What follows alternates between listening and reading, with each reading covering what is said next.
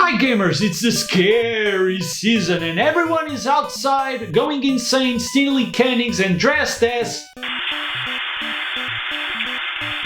I think it's the perfect time to introduce you this guy, Mr. Jumpscare!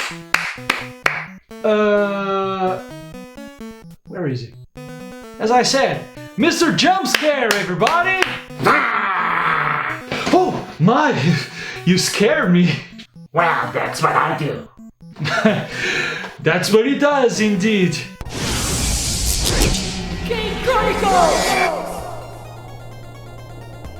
I love horror. Suffering, blood, death, decay, evilness. I'm fine, I swear. I like the classic horror movies and characters and enjoy Halloween more than Carnival, that we Portuguese enjoy with all our hearts. It's a time where we celebrate horror culture, when it's okay to have a scare and to use a diaper while watching Hereditary. And when it comes to video games, it's the time to play jump scare simulators, or as I like to call them, troll cousin simulators. Video games are the perfect way to scare customers, since they use immersion and interaction for better or for worse. Let's jump back in time to see how horror games evolved over the years. The Magnavox Odyssey was the first video game console ever released, and game number 4 was compatible with 2 plate mats. The Grid, apparently for a cat and mouse game, and this haunted house. One player was the ghost hidden in objects, and the other was a detective searching for clues. This wasn't scary. This was scary at best. Just look at this. The beginning of the 80s was more immersive. We had pixels, we had colors, we had graphics. And ear-piercing sound effects. This was what they call a haunted house, but I prefer the term orange with eyes in a black maze. And if the consoles couldn't deliver, you could always trust on the PC Master Race. The ZX Spectrum was the home of some hilarious horror games. Well, they weren't scary at all, but since they were horror themed, officially they were horror games. However, with the arrival of the NES, horror themed games were more like adventures in horror settings.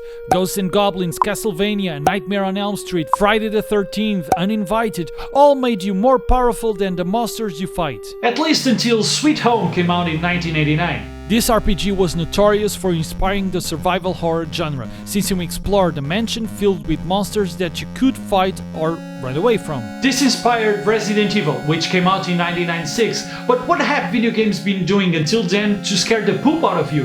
Man, PC games were junking around. Full motion videos on games like The Seventh Guest in 1993 and Phantasmagoria in 1995 feature live action images, which made the games much more scary. Doom made you shoot demons in a first-person view, but before all this, Alone in the Dark made you explore a mansion full of monsters with 3D graphics. Okay, this isn't scary for today's standards, but back in 1992, it was. And Super Nintendo players in 1995 were running away from Angus Young with a giant scissor around a mansion in Clock Tower. But Resident Evil changed the scene in 1996, with bad voice acting at all. What is it? Blood. Hope this is not Chris's blood. You like it? Oh, that was great.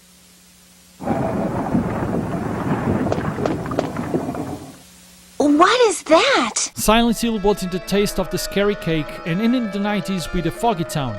The fog was a clever trick to hide the short rendering distances of the PlayStation.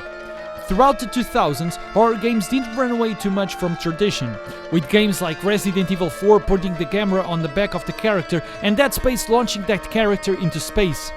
But nothing prepared us for the internet era. The almighty goddess that knows everything and everyone launched the maze! What is this? Okay, this isn't scary at all. Is it just me? All you have to do is travel this maze without touching the sides. And if you do, you simply go back to the title screen. Well, I'm on level 3 now and this has a difficult spike, but I think that carefully I'll be able to... This stupid thing spawns so many online free games with jump scares. This is stupid. Jump scares aren't good horror. They only exist because they are easy ways to make you eat your own heart. And that's it! Nothing more! You scream, you jump, maybe a drop of pee, but that's it! No horror theme, no horror characters, nothing! Horror became reduced to a simple scream. At least for a long time, the most famous horror games were jump scare fests. Five Nights at Freddy's, Slenderman and other stuff were nothing more than an easy way to scare the pee out of you. Well, this doesn't mean that horror is dead. Good horror games are still being made nowadays, and with a good search on the almighty goddess, you may find really good stuff. Halloween shouldn't be just a jump scare fest. It needs to pay tribute to horror and fear, and that should be fun above all. So next time you're looking for a horror game, try please.